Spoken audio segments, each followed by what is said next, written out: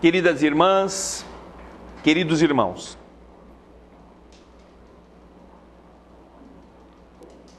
quando criança, uma vez escutei, não me recordo se de meu pai ou de minha mãe, mas uma historinha interessante, que o tempo passa e a gente não esquece. E então entendemos por que Jesus falava por parábolas. Porque a gente pode esquecer de um monte de coisa, mas da historinha a gente não esquece. E vocês vão se esquecer de tudo que eu falei hoje aqui, mas dessa historinha não vou esquecer. Então vale a pena a gente repeti-la. Não sei se foi naquelas célebres historinhas de antes de dormir, ou se foi em algum livrinho que eles estavam lendo para nós, os filhos, que precisávamos crescer com outros padrões. O certo é que era história que mostrava como uma dona de casa deveria escolher uma empregada. E como que, sem conhecer as candidatas, ela deveria selecioná-las. Porque é muito complicado você pôr uma pessoa na sua casa, que na hora da entrevista promete todas as coisas possíveis e imagináveis. E na hora da prática, você começa a ver que tem que explicar tudo, que tem que voltar a dizer, que tem que contar novamente todos os detalhes.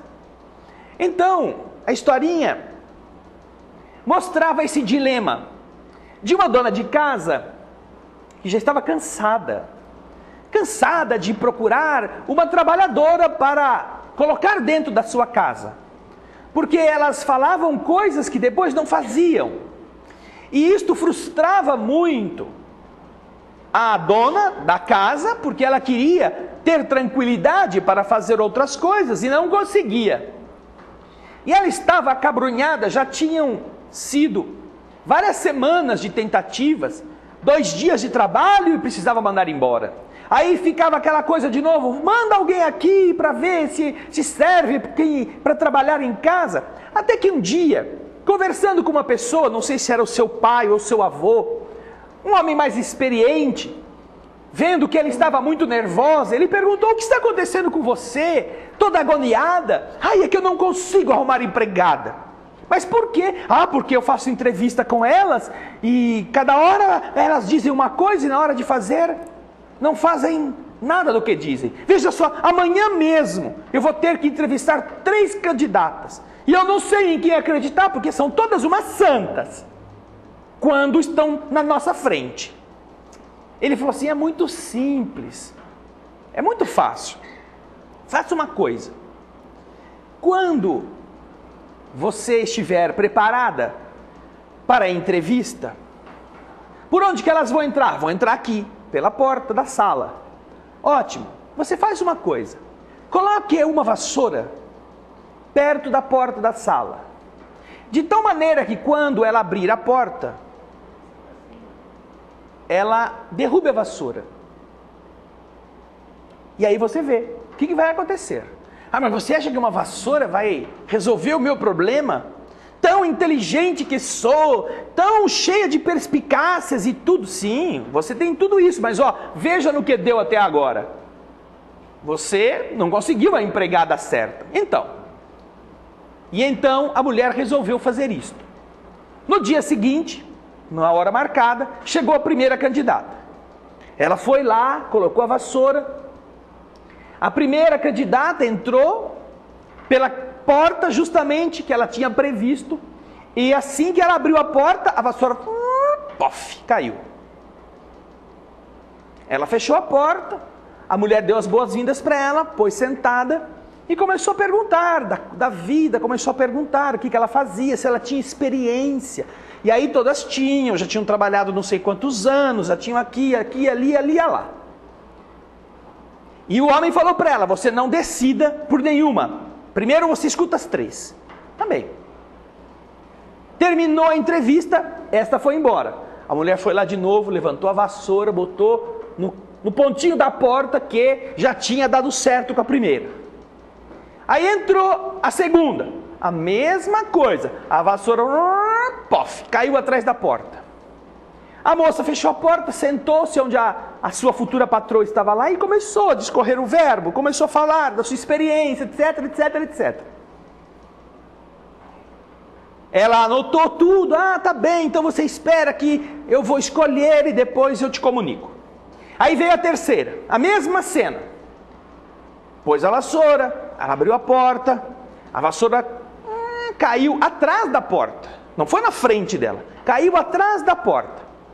Mas quando esta entrou e ouviu a vassoura cair atrás da porta, quando ela fechou a porta, ela olhou o que tinha produzido o barulho, viu a vassoura no chão, abaixou-se, pegou a vassoura e perguntou para a senhora: onde é que a senhora quer que eu coloque essa vassoura? No dia seguinte, depois de ter feito a entrevista com as três, este senhor, o avô, o pai, foi perguntar para ela: e então, como foi a entrevista? Foi quase tudo igual, a mesma lambança de sempre, todas são muito perfeitas. Mas você pôs a vassoura? Eu pus. E o que aconteceu? A vassoura caiu. E as três se comportaram igualmente? Não, duas nem deram tchan aí para a vassoura. Mas uma delas procurou o que tinha feito barulho, encontrou a vassoura, pegou do chão e perguntou para mim onde é que ela podia pôr a vassoura. Porque naturalmente ela imaginaria, como uma boa empregada, que ninguém guarda uma vassoura atrás da porta, a não ser quando vem a sogra. Quando vem a sogra, até você bota uma vassoura atrás da porta, um Rottweiler, uma cobra cascavel, alguma coisa assim. Mas, então, você viu? Essa é uma boa empregada. Pelo menos, o que ela está fazendo, sem que você a apertasse, espontaneamente, a está qualificando. Porque como é que você pode acreditar que alguém que diz que é um bom serviçal, escute o barulho de algo caindo, não se interesse por ver o que está caindo, não se interesse por perguntar para você que vai ser a sua patroa, por que que aquilo aconteceu, o que que aconteceu, o que que caiu, que barulho foi aquele? Mas esta com este gesto, ela demonstrou muitas coisas. Primeiro, que ela está atenta. Segundo, que ela sabe que a sala não é lugar de ter uma vassoura. Terceiro, que você sabe onde fica a vassoura na sua casa. E que então, ela está de verdade preparada para ser uma empregada que tenha requisitos prévios que a qualifiquem para o serviço. Não que ela vai ser melhor já de cara do que as outras. Mas ela não é indiferente. Ela está observando, ela está atenta ao que acontece. Você não vai ficar em casa 24 horas por dia. Você terá que deixar a sua casa, a sua família, nas mãos de uma pessoa da sua confiança. E a moça ficou pensando: nossa, você acha que só por esse detalhe já dá para ter uma noção? Ele disse: eu acho que sim. Porque quando você observa nos detalhes, você descobre quem são as pessoas. Nós nos revelamos nos detalhes. Nós não nos revelamos na ribalta da vida, não nos revelamos nas festas, não nos revelamos nos momentos importantes onde os outros estão vendo quem nós somos. Nós nos revelamos nos detalhes. Não só a empregada, não só o funcionário, mas o ser individual, o cristão individualmente, o esposo, o bom companheiro, a boa companheira, o bom filho ou o filho mentiroso, você descobre nos detalhes. E quais são os nossos problemas? Estes problemas se revelam nos detalhes. Se nós nos cuidarmos dos detalhes, observando e administrando os nossos, nós nos conheceremos melhor. E nós conheceremos melhor as outras pessoas. E de verdade, conta a historinha que essa moça escolheu esta empregada pelo simples fato de ela ter se abaixado, ter pego a vassoura e ter perguntado para a dona onde era o lugar da vassoura. Porque ela, não a patroa, ela estava se aprovando. A patroa só estava observando. Nós vivemos em uma vida de competição, não é? É natural isto. Há tantos candidatos e tão poucas vagas. Há tanta riqueza e mais gente ainda desejando por ela. Há poucos recursos para o volume de pessoas. E isto seleciona na chamada lei da oferta e da procura. E há até coisas engraçadas a esse respeito. Dizem que em algumas cidades de Minas Gerais, né, há uma escassez de homem e um excedente feminino. Então é uma tragédia ser mulher nessas cidades. E é o paraíso para os homens. Porque está um pouco desbalanceada a natural estrutura de porcentagem de 1 para 1. Ainda que existam alguns, né, fominhas que querem 2 ou 3 ou 4 para si. Ou algumas, né, mais assanhadinhas que também querem escolher uma quantidade maior. A lei da oferta e da procura, ela regula essas competições. Quanto muita oferta esteja disponível, né, não há tanto interesse assim e a coisa cai de preço, cai de valor. Houve uma super safra de cana-de-açúcar. O açúcar vai lá para o chinelo. Uma super safra de laranja.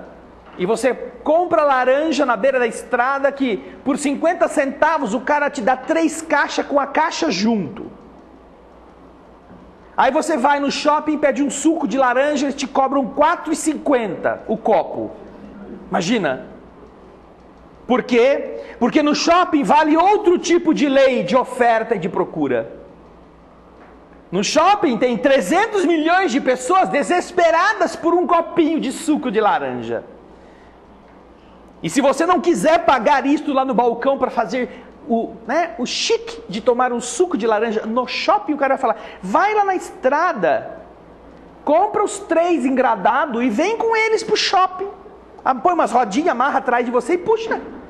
A hora que tiver sede, traz um espremedor de mão e espreme, que vai ver que chique. Vai fazer suco no shopping, a 50 centavos a caixa de laranja. Imagina. Então a lei de oferta e da procura, ela faz as pessoas, quando é abundante a oferta, aquilo não ter muita graça. Agora, quando a escassez se apresenta, todo mundo paga o olho da cara para ter aquilo. E quer porque quer, e aí então os poucos que têm, o que fazem? Todo mundo procura, o que eles fazem?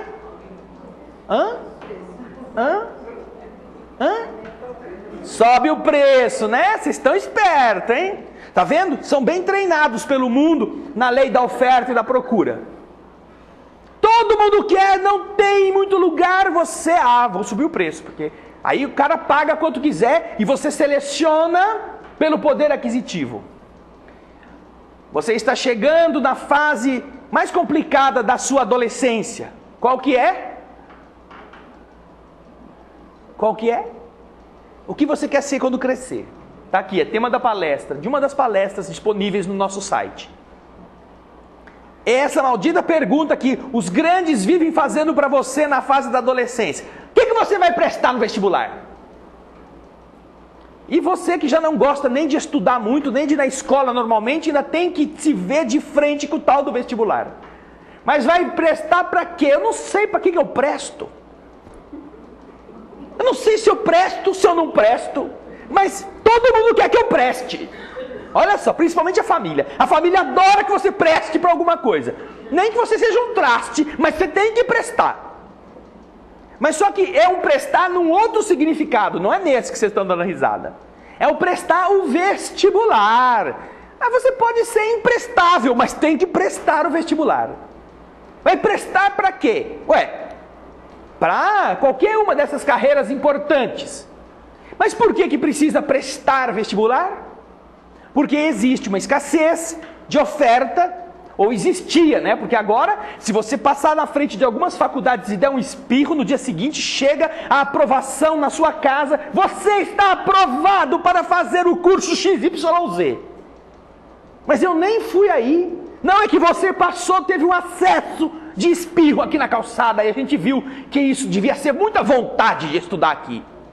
Então nós já te mandamos a aprovação. Você vem, já está matrícula garantida, não precisa usar uniforme, se der você cursa, se não der não cursa, mas paga os 1.500 por mês que você vai ter o seu diploma. É necessário, pelo menos há um tempo atrás, que você enfrentasse uma fila muito longa, estudasse, fizesse cursinho, fizesse aqueles integrais, aqueles semis, aqueles extras, aqueles intensivos, aqueles intensivaços, aqueles, pressão do gargarejo, boca de urna, curso milagre. 24 horas antes você vai saber tudo para passar no vestibular. Por quê? Porque eram 300 mil neguinhos para 12 vagas. Me lembro quando fui prestar o exame da Escola Preparatória de Cadetes do Exército, quando eu tinha 16 anos. Nossa, aquilo eram 17 mil candidatos para 200 vagas. Porque tinha muita gente que queria estudar, que queria seguir esta carreira militar. Ou seja, havia uma disputa muito grande, só 200 vagas. E a gente pergunta, se é tão bom estudar assim, não é? Por que não tem vaga para todo mundo que quer estudar? Dizem as estatísticas que de cada 100 alunos que começam o curso básico, 3 chegam a se formar no curso superior. 3 atingem o grau de doutorar-se ou não, mas licenciar-se em alguma coisa, em nível superior. Os 97 outros ficaram pelo caminho. E aqueles 3 que se formaram querem fazer o quê? Ganhar dinheiro. 97 não conseguiram. E geralmente eles querem estudar, agora eu tenho o diploma, agora eu vou pôr o meu burro na sombra.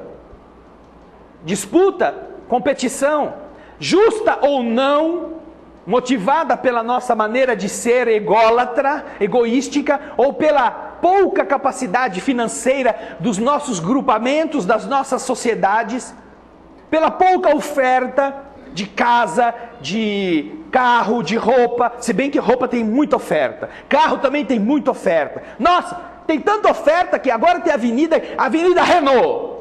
Não chama mais Moraes Salles, não chama mais Campos Salles, não chama mais Andrade Neves. É a Avenida Volkswagen, Avenida Tempo, Avenida e etc. Honda, Hyundai. Podem ver. Tem posto de gasolina, oficina, loja para vender carro, loja de pneu. Só não tem autoescola, porque todo mundo já nasce sabendo guiar, né? E farmácia tem bastante, porque depois de atropelar meia dúzia, precisa ter lá um lugar onde o cara compra remédio. Já imaginaram você ter uma avenida aqui em Campinas que tem 72 lojas de carro? Uma avenida em 8 quilômetros, 72 lojas de carro. Se cada loja tivesse aí 10 metros, não, 100 metros, dava a avenida inteira só de loja. Mas, elas têm 50 metros, então dá meia avenida praticamente, dos dois lados. Então, naturalmente que existe muita oferta, mas o que acontece, o que é preciso para que todo mundo queira, é preciso fustigar a pessoa, a precisar trocar. É uma bola de neve que vai fazendo você ficar insatisfeita com aquilo que é seu, para ter algo que não é mais, que ainda não é seu, mas que você pode. Você pode. Se pagar 5 anos, você tem. Já não é mais o prazer de conquistar pelo esforço, pela poupança, pela economia. É você ter já e fica com a dívida mais 5 anos, não tem problema. Mas você não precisar. As competições têm feito as pessoas adotarem uma postura esquisita, uma postura estranha, uma postura falsa para elas mesmas. Porque se alguém tem, eu vou ter que ter. Eu vou ter que ter, porque o outro conseguiu. Neste mundo de competições, nós acabamos perdendo a paz, perdendo referências que são importantíssimas para saber o que estamos fazendo na terra. Nós entramos em depressão quando não conseguimos certos bens. Muitas pessoas passam por aflições quando não conseguem ser tratadas com certo respeito.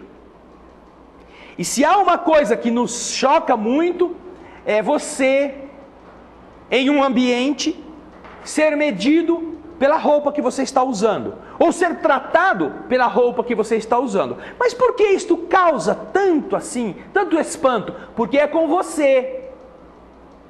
Mas se você se lembrar, nós fazemos isso com os outros. Nós fazemos isso com as pessoas. Fulano te procurou. É? Como que ele era? Quer falar com você. Mas tem tanta gente que quer falar. Como é que ele está vestido? É alguém assim importante ou é um ralé?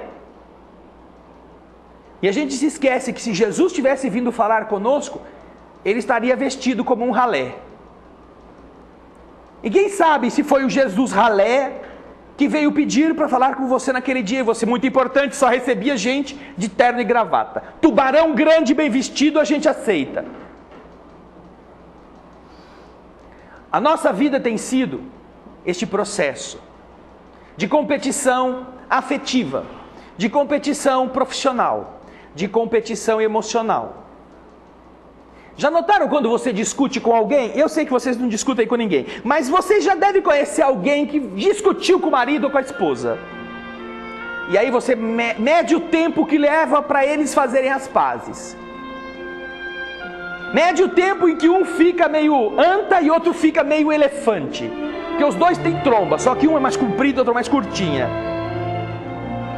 Quanto tempo leva para que alguém acabe com aquilo? Na competição, não, eu tenho razão, ele não tem razão. E ele, eu tenho razão, ela não tem razão.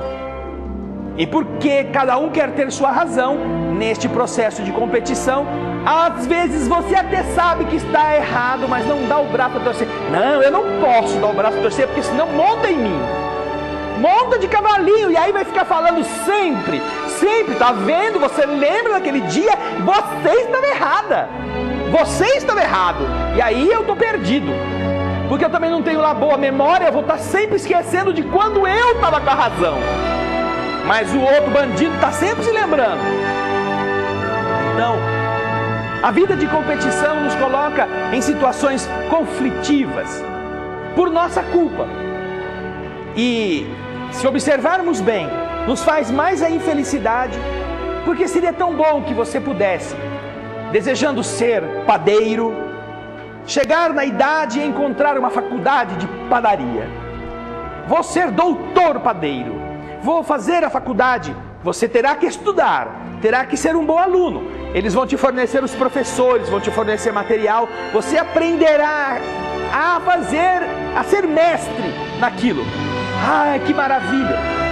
Mas a gente quer passar no vestibular, tem que explorar pai e mãe, ou às vezes tem que se explorar sugando sangue mesmo para conseguir pagar um cursinho, e depois que passa na faculdade vai estudar, aí relaxa, aí não vai na aula, aí senta no fundão, aí não estuda direito, não estuda para a prova, aí cola, aí vai querer ser o quê? Achar a ilusão daquilo que nós sempre tivemos, principalmente nos países latinos, de que o que você pendura na parede substitui o que você carrega na cabeça, dentro da cabeça.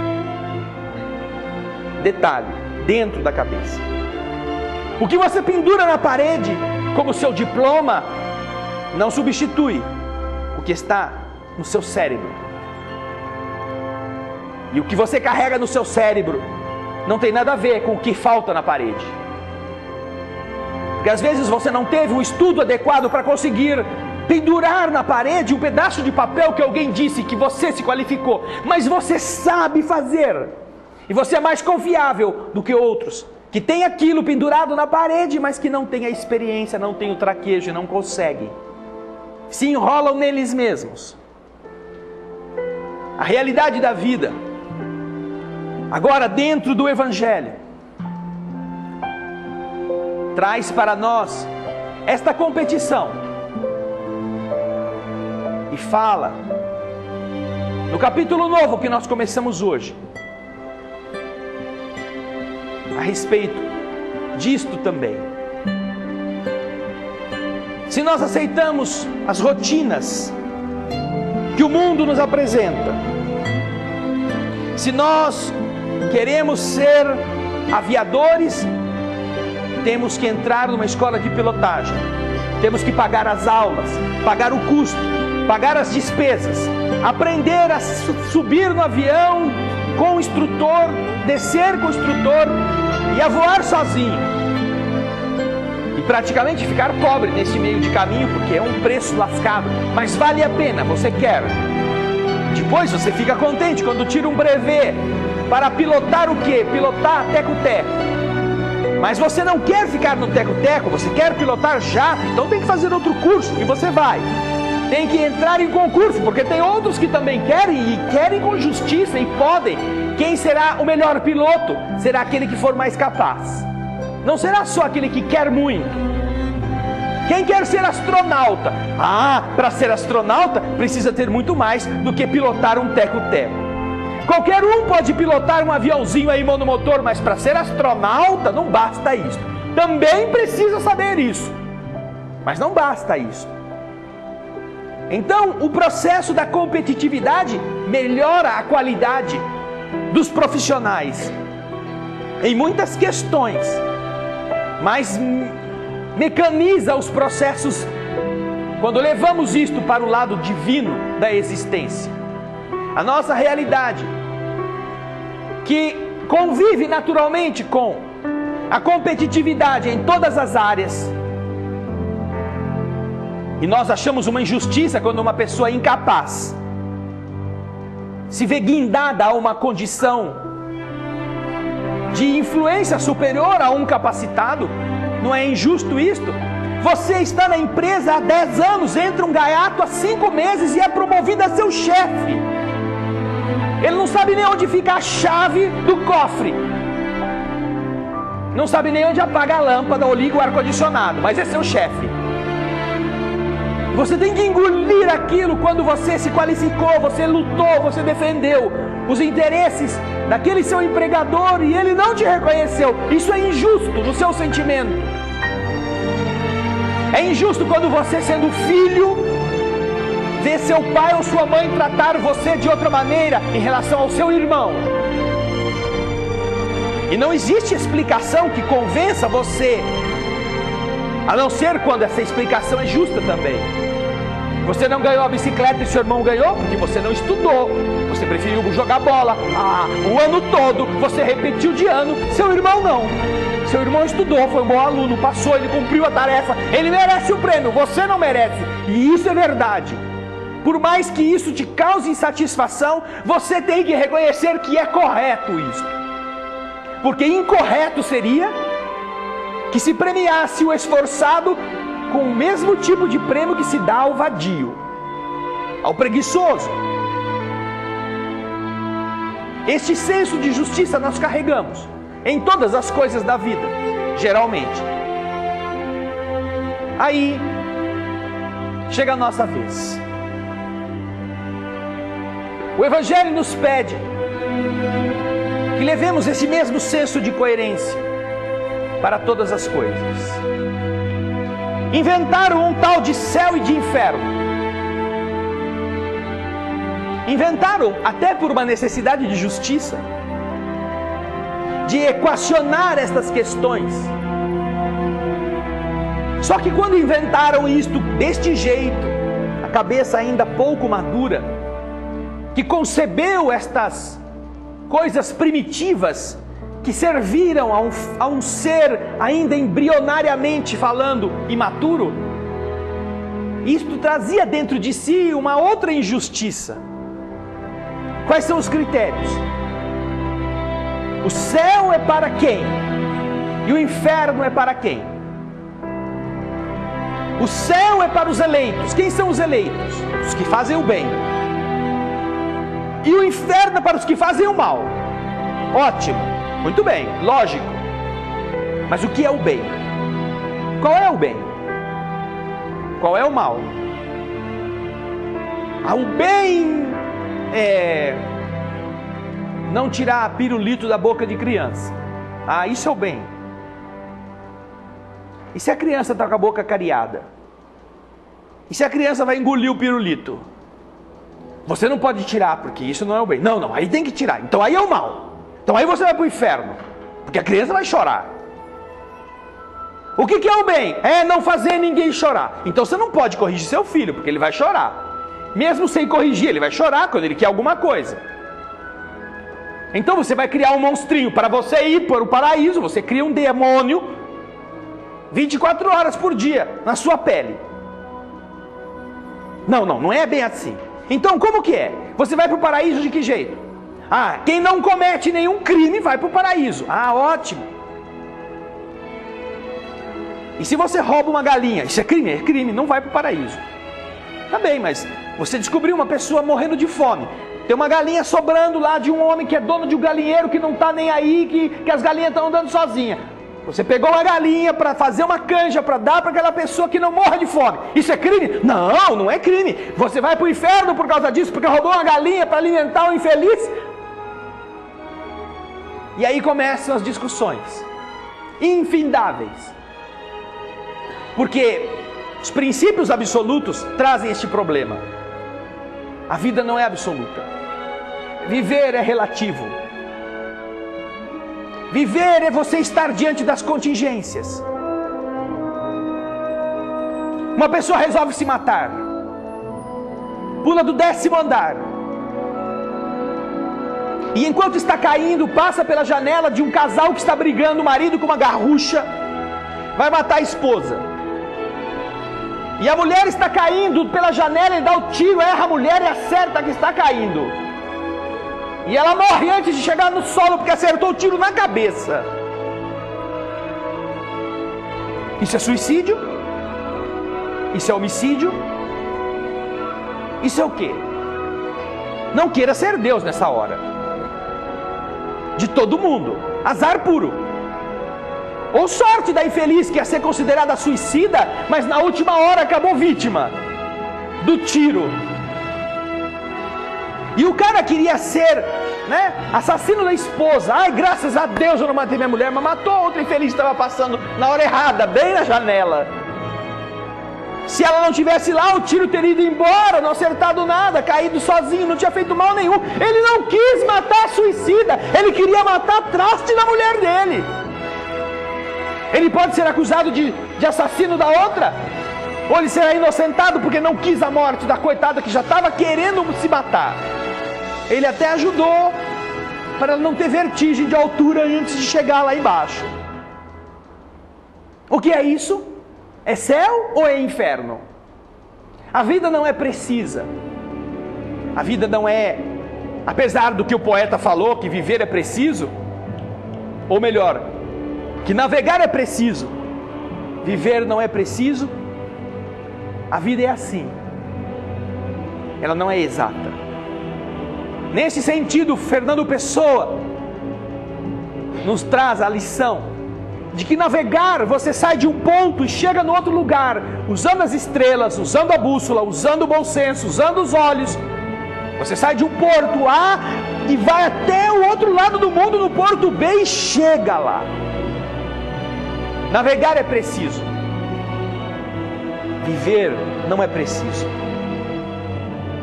Descobre aquela gata, aquela moçona linda, exuberante, e faz de tudo para casar com ela. Casa. 3 anos depois, parece uma pipa. Engordou, que não teve jeito, porque teve um problema de hormônio. Não porque comeu muito. A culpa não foi dela. Naturalmente passou por um problema de saúde, mas esse foi um mico. Aquela beldade, estava lá esperando você. E quem foi a vítima? Ela do hormônio e você da tolice. Ah, porque eu só casei com essa moça porque todo mundo invejava. Era um monumento que eu queria ter na minha prateleira. Então agora reforça a prateleira. Põe mais uma mão francesa lá, né? Amplia, alarga e põe a acertada lá. Viver não é preciso. Você se casa com o homem dos seus sonhos e de verdade, ele sofre um acidente e fica na cadeira de roda. E você queria viajar para o mundo todo com ele e consegue viajar só da sua casa até o Unicamp. Desde que tenha uma perua que transporta a cadeira de roda. E o seu sonho, que era conhecer os Alpes, esquiar, agora quando muito é correr dentro de casa fazendo as curvas com a cadeira, para ver se alegra o coitado que está em depressão. Viver não é preciso. E se é deste jeito, nós precisamos levar em conta que na vida não basta a gente fazer de conta que será do jeito que a gente quer. Nós teremos que nos preparar para enfrentar tudo isto.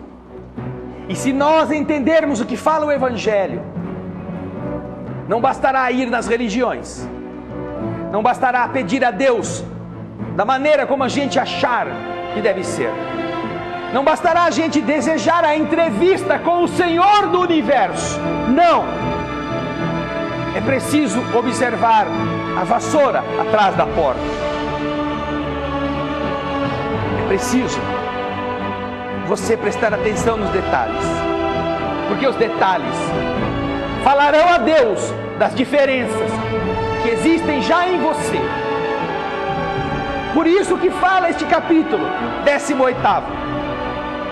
Muitos são chamados, mas poucos são os escolhidos. Não basta ser convidado para o banquete. E aí Jesus conta aquela parábola mais esdrúxula possível e impossível.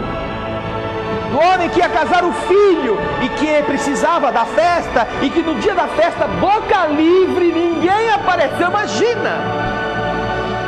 Está todo mundo desesperado para comer um churrasquinho de graça, tomar uma cervejinha, beber um vinhozinho, bater palma até chamar de lindo o Quasímodo, chamar de linda a Madame Mim que se casou com ele naquele casamento, desde que você coma sem precisar pagar nada. Está todo mundo maluco para ir atrás de uma festinha assim, pois o Senhor conta que teve uma festinha assim e ninguém foi. Imagina, o rei preparou o banquete, convidou todo mundo, ninguém apareceu.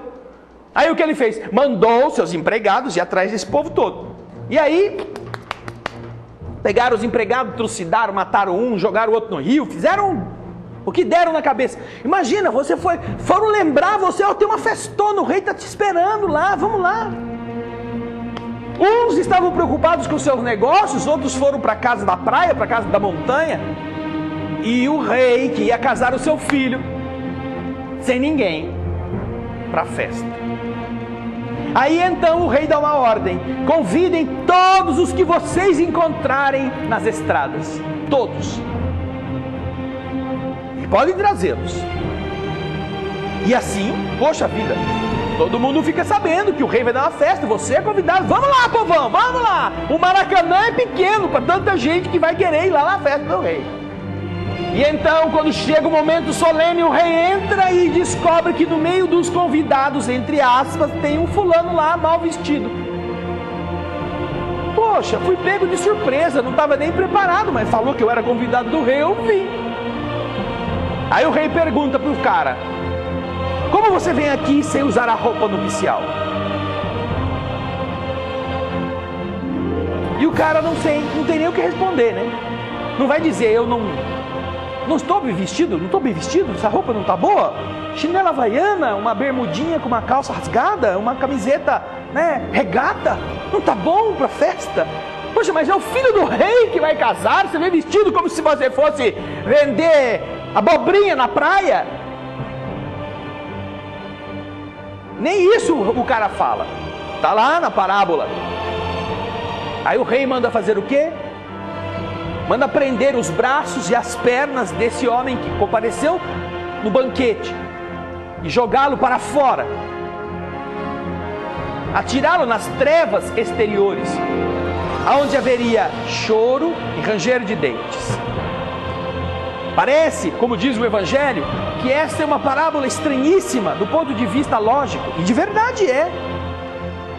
Mas é porque as pessoas interpretam essa festa como nós interpretamos as festas do mundo. E na verdade, Jesus fala do esforço de Deus para reerguer a humanidade, reerguer as pessoas. Primeiro, vai casar o filho. Tem um rei, criador de todas as coisas, que tem um governante, que incumbiu de erguer o mundo e melhorar aqueles que ele teria como um rebanho.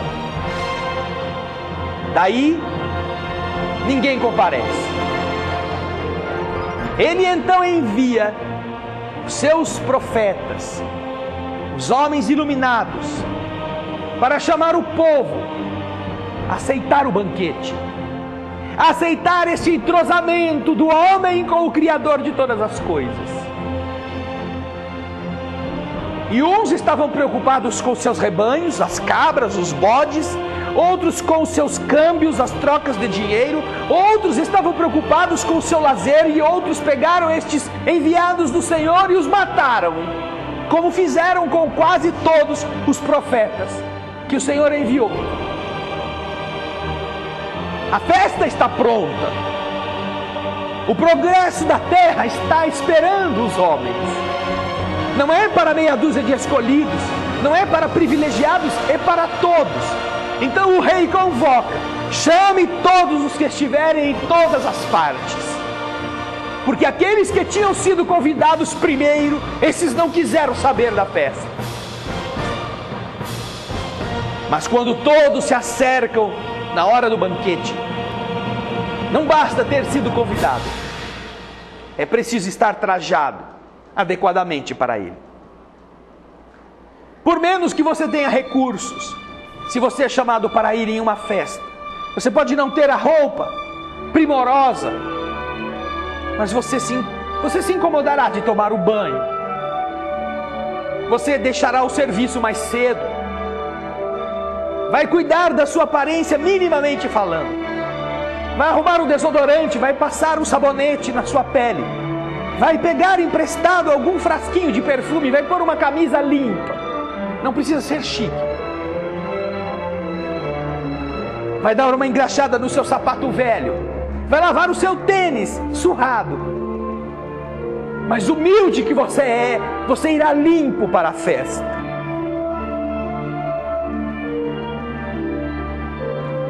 Quando o Senhor nos convoca ao banquete do cristianismo verdadeiro, do amor do Pai para com seus filhos, Ele pede, Ele espera que neste processo de seleção a gente tenha a mesma diligência que a gente tem quando quer passar no vestibular, quando quer conquistar um emprego, quando tem que disputar com outras pessoas uma vaga.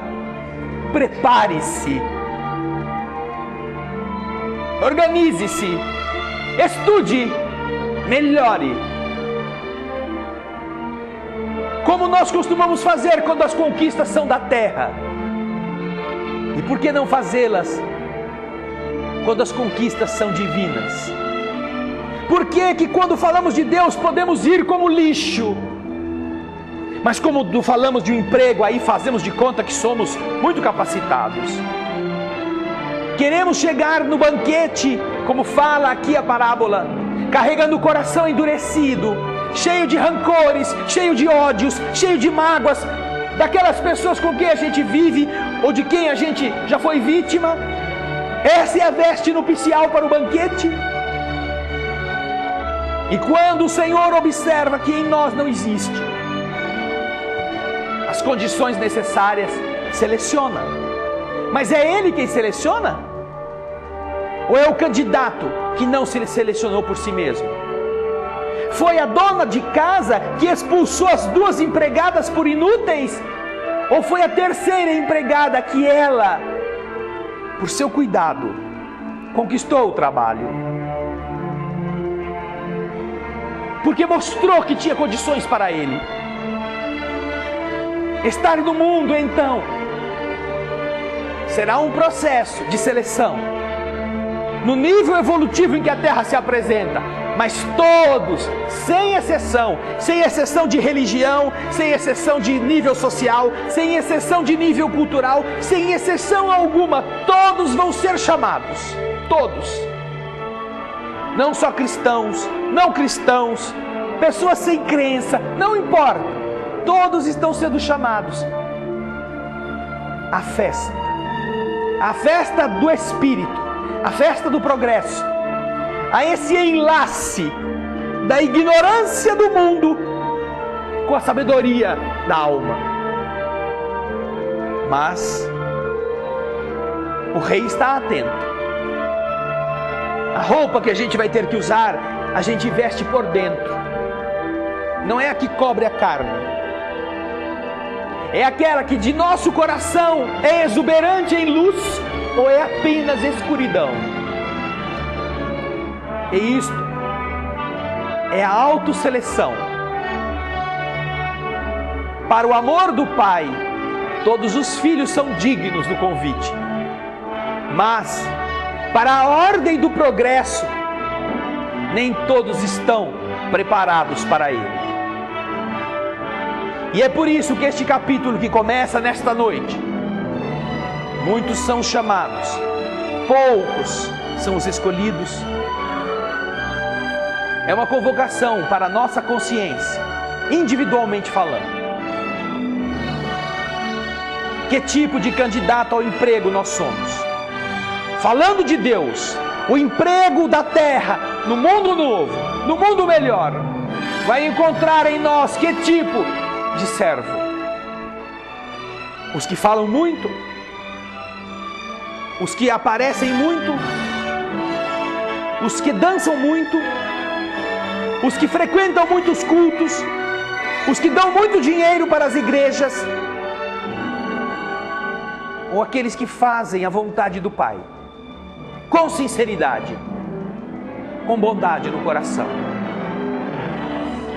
Nós escolhemos a roupa com que comparecemos no banquete.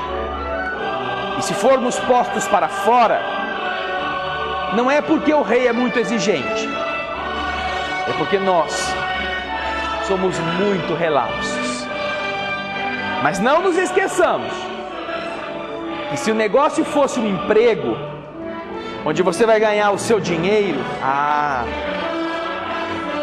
teria sido outra a nossa postura diante da entrevista. A veste nupcial inaugura o capítulo 18º. Muitos são chamados, poucos são os escolhidos. Pensemos nisso, agora que vamos fazer a prece. E na próxima semana, voltemos para continuar refletindo sobre a mensagem do Evangelho. Ao menos tendo uma semana para pensar e quem sabe, moralmente falando, a gente tenha dado uma reciclada, tenha tomado um banhozinho, tenha jogado no lixo o que pertence ao lixo. Sentimentos ruins, mágoas, dores guardadas. Aí estão todas as coisas que não poderão estar no banquete divino. Vamos orar.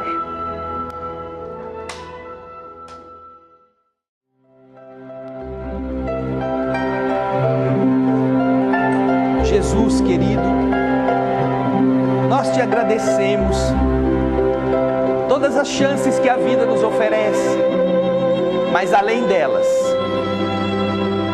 os exemplos que você nos legou para que nós aproveitássemos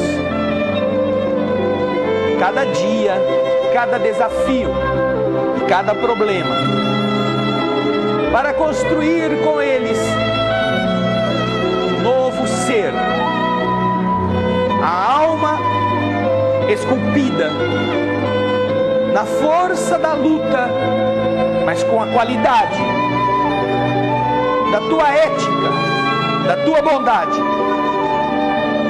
com a qualidade da tua paciência, do teu denodo, do teu afeto.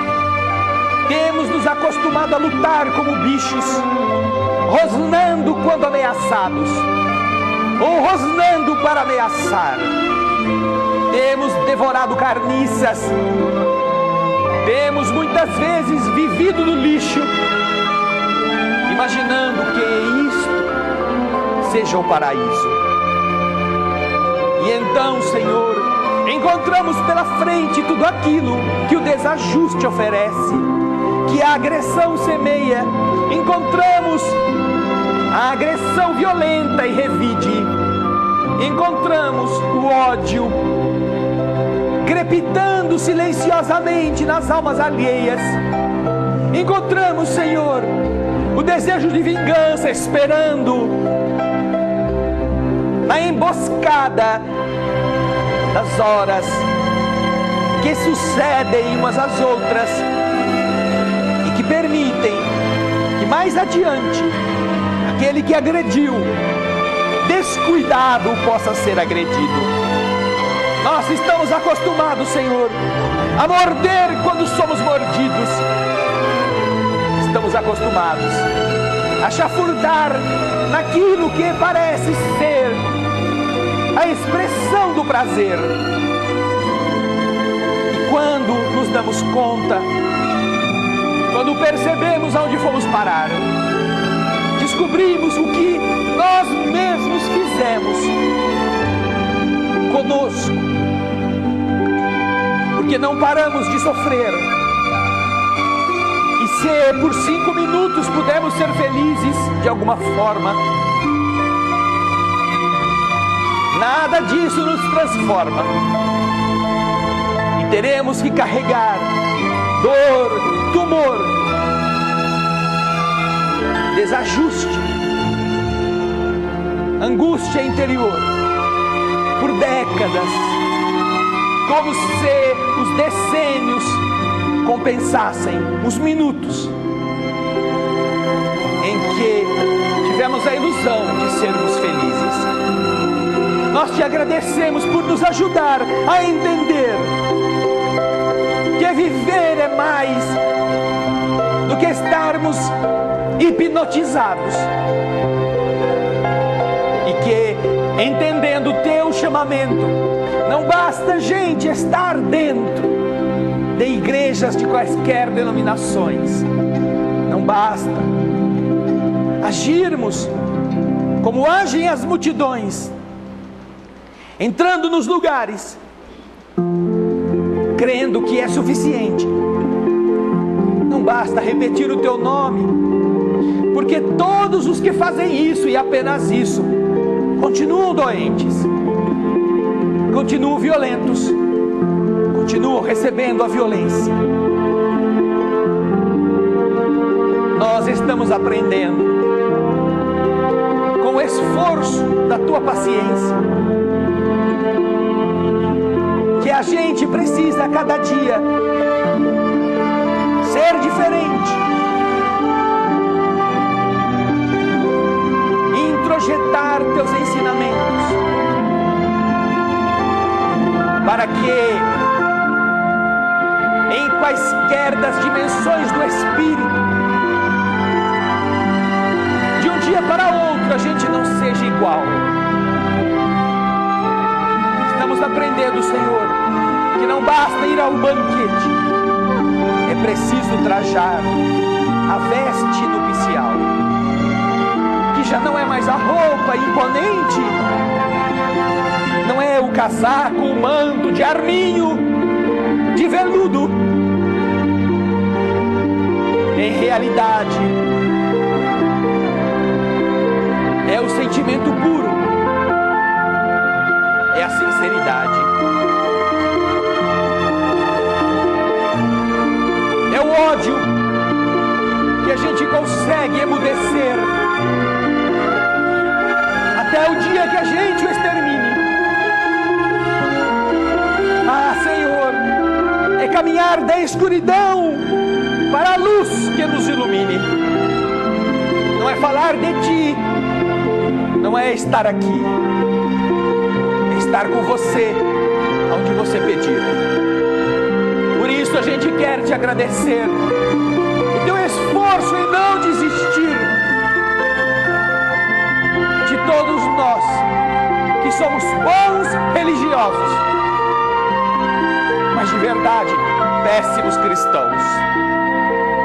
Aqui estamos, Senhor, estendendo as mãos para que nelas o calo do trabalho possa ser o atestado da nossa transformação verdadeira, e com eles a gente possa dizer que estamos mudados, mudamos a alma inteira. Escuta-nos, Jesus.